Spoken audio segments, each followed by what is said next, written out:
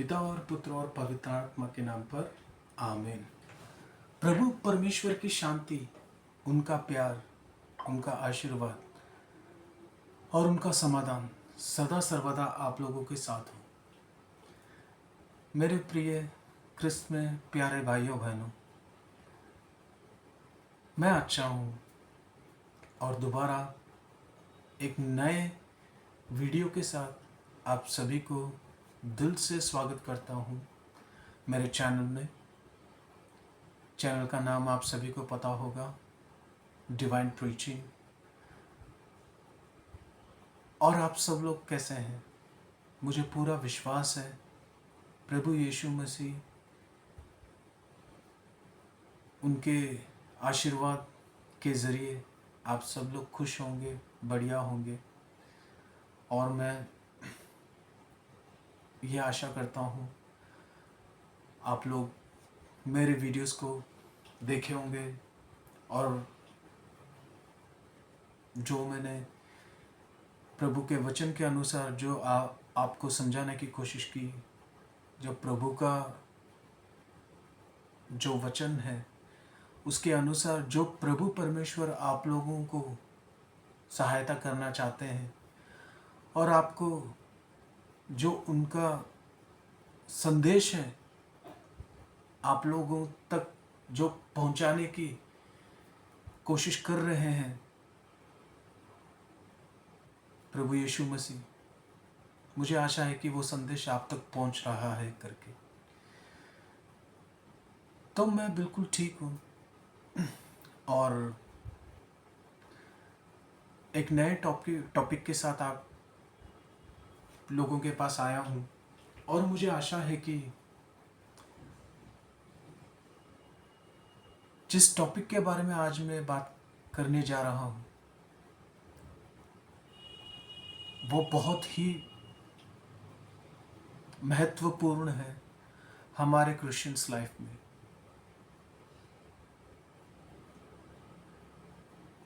तो चलिए बिना कोई देरी किए हम शुरू करते हैं आज का टॉपिक। तो आज का टॉपिक है नरक या स्वर्ग। इन दोनों चीजों में हमें क्या पसंद है, चलिए इसके बारे में हम जानते हैं। और मैं आप लोगों से विनती करता हूं कि ये जो वीडियो है ज़रा परमेश्वर के और पवित्र आत्मा के ज़रिए ज़रा समझने की कोशिश करें, क्योंकि जब तक हम नहीं समझेंगे तब तक जो परमेश्वर हमें कहना चाहते हैं हम उसको समझ नहीं पाएंगे। तो मैं एक छोटी सी कहानी के साथ शुरू करता हूँ मैं, और मुझे विश्वास है कि ये कहानी जो है आप लोगों की जो आंखें हैं वो खोल देंगी। तो ऐसा हुआ कि एक लड़की थी जो उसने अपना दुनिया की जीवन को पूरा करके उसकी आत्मा ऊपर जाती है। तो जब वो ऊपर जाती है उसकी आत्मा, तो वो उसका मिलन होता है सेंट पीटर से, पेद्रू।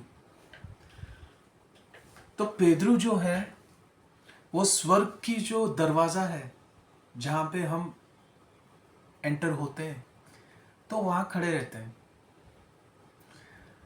तो लड़की की आत्मा वहाँ तक पहुँचती है। एक मान लीजिए कि लड़की ही है तो वहाँ तक पहुँच जाती है।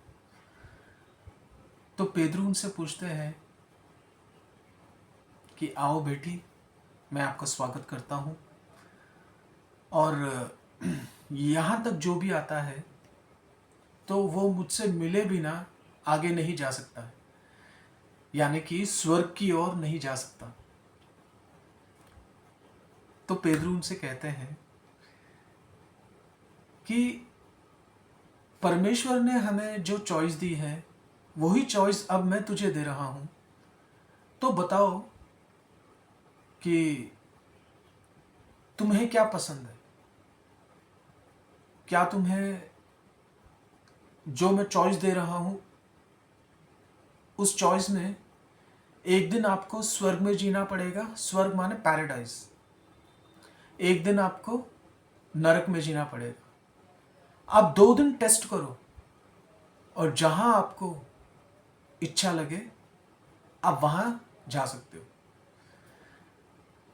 तो लड़की कहती कि ठीक है, मैं पहला दिन जो है मैं स्वर्ग में बिताऊंगी, यानी कि पैराडाइज में। तो पेद्रू कहते हैं कि ठीक है, आपकी इच्छा को हम पूरी करते हैं। तो वो स्वर्ग की दरवाज़ा को खोलते हैं और कहते हैं कि जाओ, एक दिन के लिए तुम अपनी ज़िंदगी जी के आओ।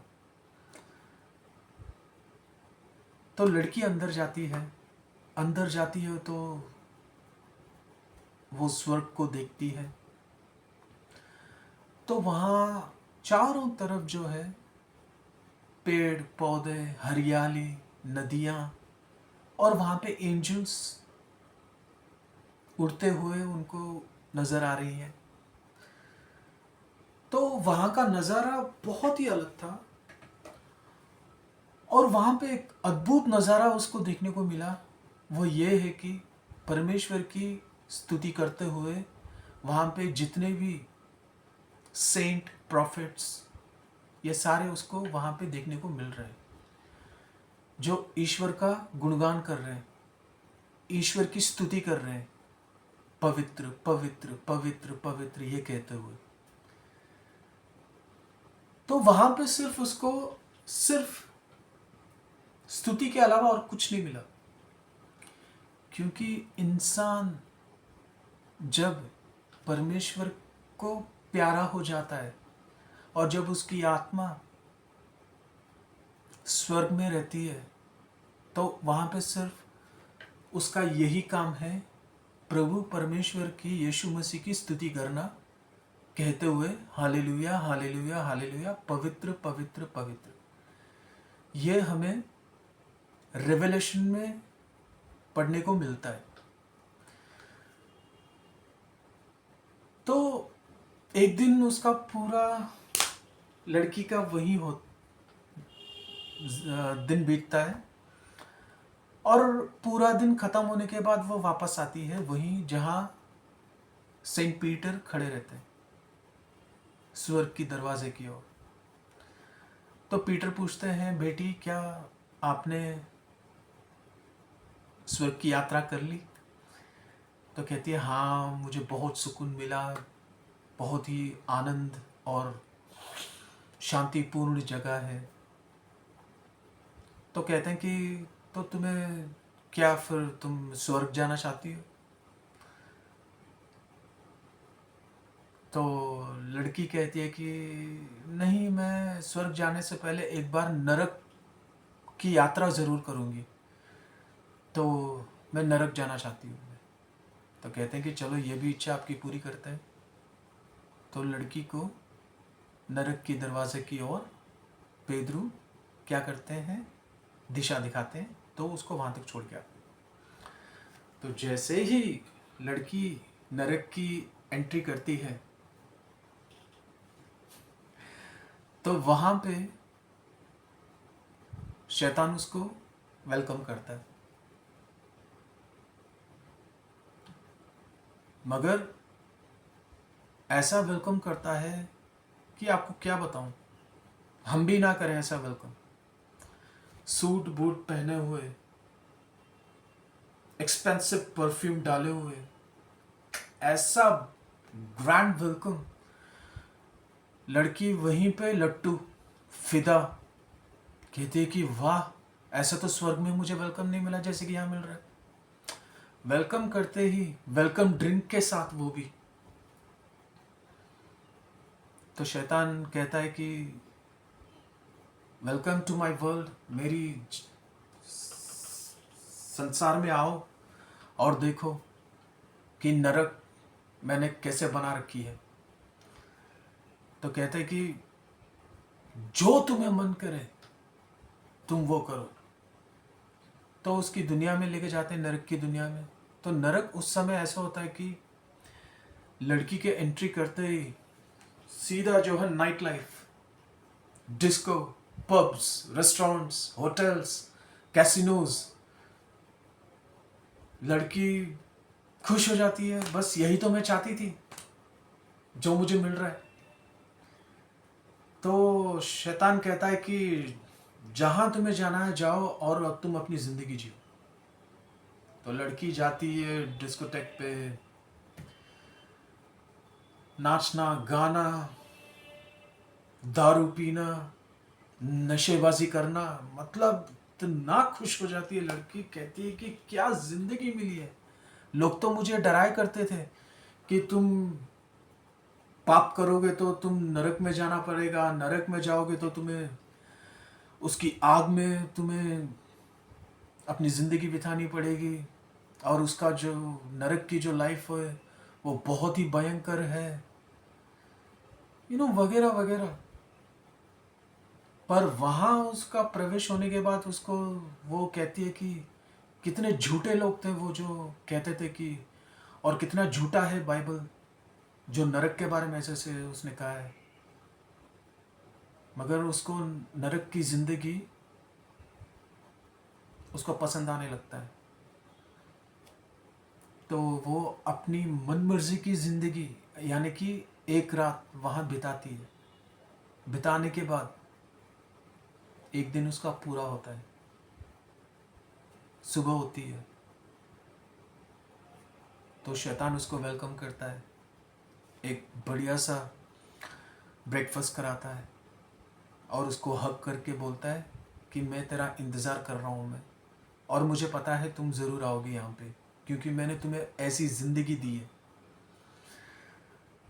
तो लड़की कहती है कि मैं ज़रूर आऊँगी। बस ये कह के जाती है कि वेट करो, मैं वापस आती हूँ। जाती है। पेदरू बेचारे खड़े हुए मिलते हैं। पेदरू पूछते हैं कि बेटा क्या आपने फैसला लिया है। कहती है कि मैंने बहुत सोच समझने के बाद मैंने ये फ़ैसला लिया है कि मैं नरक की ज़िंदगी जीऊँगी और मैं वहाँ जाना चाहती हूँ। तो पेदरू कहते हैं कि बेटा मैं तेरी इच्छा को ठुकराऊंगा नहीं, क्योंकि परमेश्वर ने यह ज़िंदगी दी है और आपको पूरा हक है आपके मन मर्जी की ज़िंदगी को चुनना। तो चलो मैं आपकी ये विश पूरा कर देता हूँ। एक बात सुन लेना, नरक की ज़िंदगी ऐसी है, एक बार आपने उसमें प्रवेश कर लिया दोबारा नहीं आ पाओगे। कहती कि नहीं नहीं नहीं, मुझे बस वही ज़िंदगी चाहिए और मैं उस ज़िंदगी से पूरी तरह संतुष्ट हूँ, प्लीज़ मुझे आप वहाँ भेज दीजिए। तो चलो ठीक है। यहाँ होती है टर्निंग पॉइंट। एक बार जब नरक का दरवाज़ा खुलता है और जब हम उसके अंदर प्रवेश कर जाते हैं, उसके बाद जब वो दरवाज़ा बंद होता है तो वो फॉर इटर्नल है, अनंत जीवन के लिए हम उसके अंदर प्रवेश करते हैं, फिर दोबारा हम वापस नहीं आ पाएंगे, यही बाइबल कहता है। लड़की अंदर चली जाती है, बंद हो जाता है दरवाज़ा। तो एक दिन पहले जो उस लड़की ने उस नरक को जो देखा था, एकदम इलेक्ट्रीफाइंग स्ट्रीट पे सिटी में, वो बिल्कुल भी नहीं। जहां देखो गंदगी, जहां देखो बदबू, जहां देखो लोग चीख रहे हैं, चिल्ला रहे हैं और उसको ऐसी टॉर्चरिंग मिल रही है शैतानों से। तो लड़की कहती है कि मैं कैसी जगह आ गई हूं, मैं क्या है ये। तब शैतान आता है उसके असली बेस में, जो उसका रूप है डरावना सा। कहता है कि बेटी वेलकम, मैं ही हूं वो जो तुम्हें वेलकम किया था कल, वेलकम ड्रिंक ड्रिंक के साथ। तो कहती है कि नहीं आप नहीं हो वो। कहती है नहीं वो मैं ही हूं। तो कहता है जो मैंने काम करना था वो मैंने पूरा कर दिया। तुझे तुम्हारे परमेश्वर से दूर करना था, यही मेरा लक्ष्य था। और मैंने वो लक्ष्य तुम्हें धोखा देके मैंने तुम्हें हासिल किया है। जो भी मैंने तुम्हें कल दिखाया था वो सब झूठ था, धोखा था, यहां तक तुम्हें लेकर आने के लिए। अब तुम यहां पे आ गई, अब तुम दोबारा उस जिंदगी में नहीं जा सकती जो तुमने स्वर्ग की जिंदगी देखकर आई। तुम हमेशा के लिए मेरी दास बन चुकी हो। तुम अब तुम्हें वही जिंदगी जीनी पड़ेगी, नरक की जिंदगी, जो असली नरक की जिंदगी, जो तुम्हारे परमेश्वर ने बाइबल में कहा है। अब जियो जाके। क्या कहते हैं, क्या करते हैं उसके साथ? जहां सुअरशाला होती है, पिगस्टाई, उसमें उसको धकेल देते हैं, जाओ सड़ जाके अब वहां पे। तो प्यारे भाइयों बहनों, यही आपको समझने की जरूरत है। शैतान हम जैसे मनुष्यों को अपने परमेश्वर से, यीशु मसीह से दूर करने के लिए वो किसी भी हद तक जा सकता है। वो किसी भी हद तक जो है धोखा दे सकता है। पर हम क्या करें? परमेश्वर की जिंदगी हम नहीं जीना चाहते। हमें जीने की आदत है संसारिक जीवन में। और संसारिक जीवन में उसको कंट्रोल कौन कर रहा है? यीशु मसीह नहीं, पवित्र आत्मा नहीं, उसको कंट्रोल कर रहा है शैतान। और आजकल हम उसी का शिकार बन रहे हैं, शैतान का। परमेश्वर हम लोगों को यही कहता है कि संसारिक जीवन को छोड़ो, आध्यात्मिक जीवन में आओ। मगर हम क्या चाहते हैं?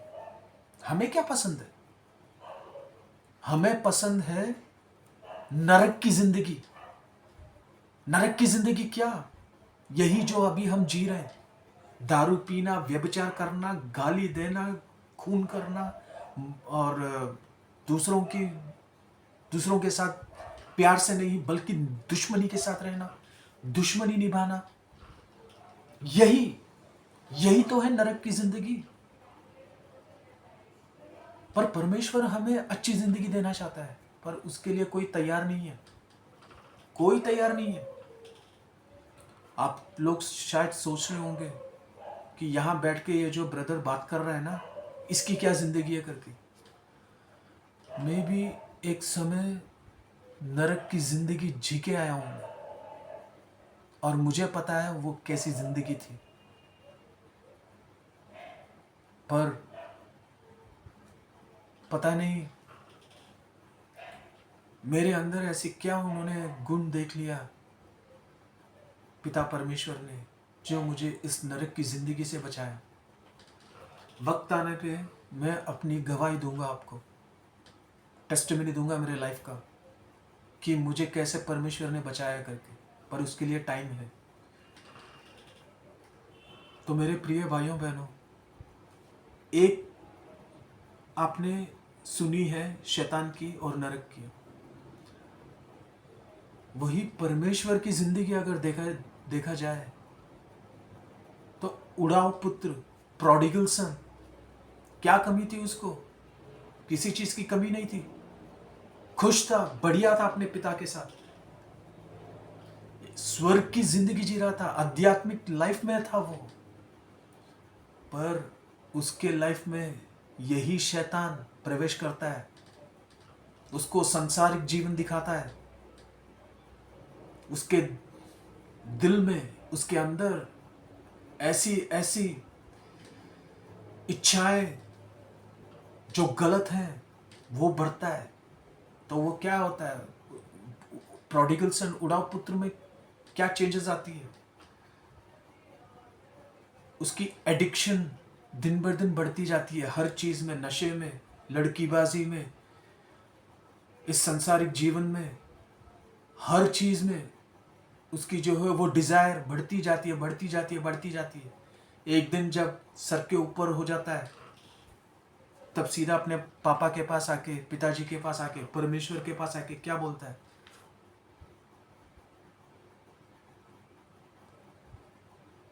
प्रॉपर्टी जो मेरा हक है वो मेरे नाम करो, मुझे ज़्यादा अब आपके साथ नहीं रहना है, मुझे ये स्पिरिचुअल लाइफ नहीं चाहिए, मुझे वही संसारिक लाइफ चाहिए, मुझे वहाँ पे जाना है, आप प्लीज़ आप सेटलमेंट करो।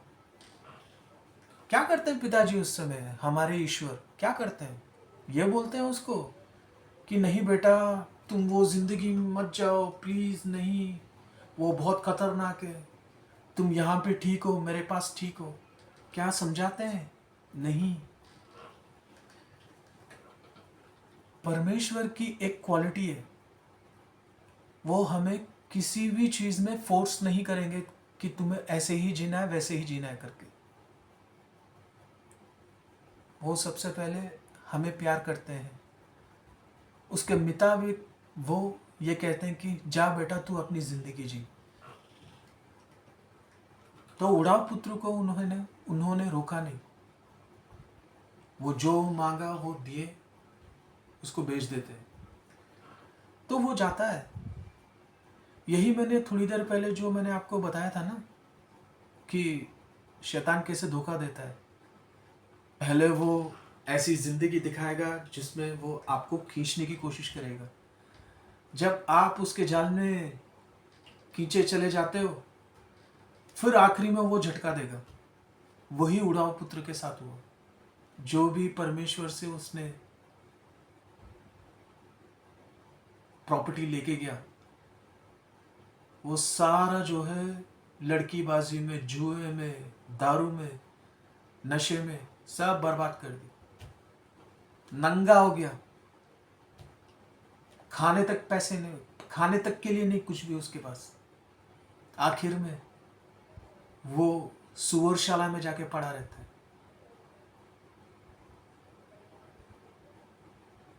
उस सुअर को जो खाना देते हैं वो खाया उसने, पर सुअर भी कहता है डोंट टच, छूने की तेरे को जरूरत नहीं है, यह मेरा खाना है, निकल यहां से। तब उसको समझ आती है कि मैंने क्या गलती की है, तब उसको समझ आती है उसने क्या गलती की है। उसने किया क्या? उसने ये किया, वो खुद सोचने लगा कि नहीं, मुझे और इस नरक में नहीं जीना है, मुझे यहां से उठना है और मुझे मेरे पिता के पास जाना है। जाते ही सबसे पहले मैं मेरे परमेश्वर और अपने पिता से मैं माफी मांगूंगा। प्यारे क्रिस्त में भाइयों बहनों, यहां आपको सोचने की जरूरत है। अगर हम भटक जाते हैं तो हमारा लाइफ ये नहीं हो जाएगा कि हम भटके रहेंगे। हमें जहां पे हम भटके हैं, हमें वहां से निकलना है, वापस परमेश्वर के पास आना है हमें। यही परमेश्वर भी हमसे चाहते हैं। अगर हम पाप की जिंदगी जी रहे हैं, हमें पाप में ही नहीं गिरे रहना है, हमें पाप से उठना है, दोबारा हमें परमेश्वर के पास जाना है। उड़ाव पुत्र ने यही किया, वो उठा, वहां से चलता बना और सीधा अपने पापा के पास पहुंचा, पिताजी के पास पहुंचा। पिताजी क्या कर रहे थे उस समय? दूर से देख लिया अपने बेटे को, हाँ मेरा बेटा वापस आ रहा है। दौड़े, भागे, और उसको गले लगाया, उसको गले लगाया, उसको चुंबन किया। जो पहले था उस वो जैसे था अपने पापा के पास, उसको वही रूप दिया, वही रूप दिया।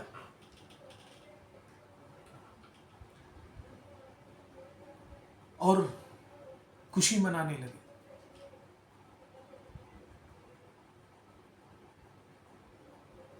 ये है परमेश्वर की खूबी, जीसस क्राइस्ट की खूबी।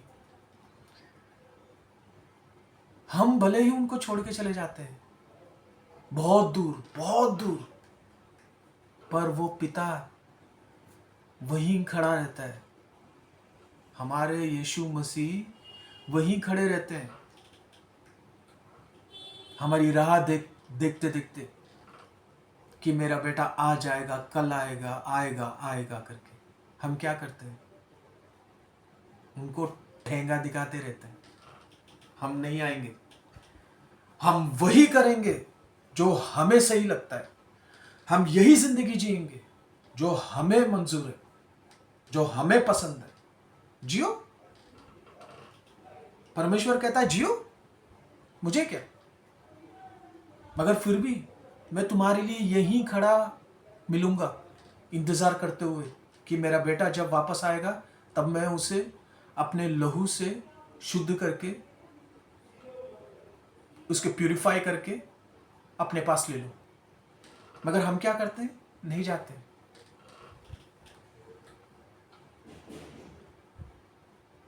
तो मेरे प्यारे भाइयों और बहनों,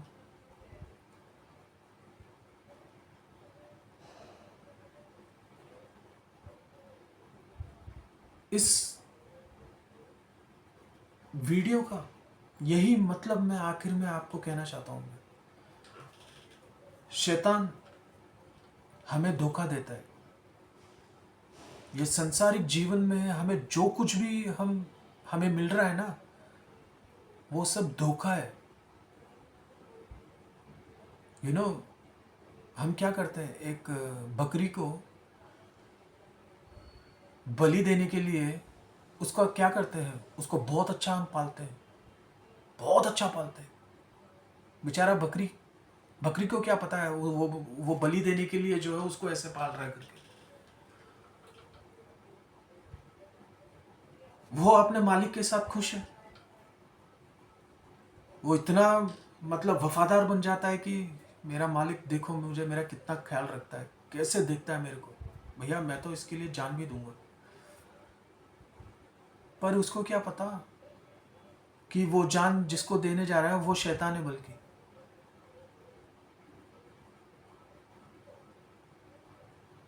अगर बलि परमेश्वर को चढ़ा है तो वो होली होता है, पवित्र होता है। पर यह बलि तो शैतान के लिए है।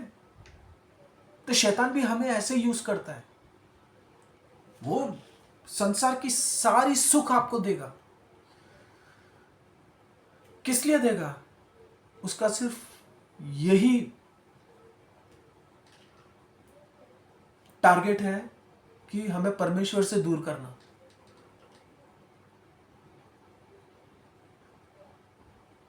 उड़ाऊ पुत्र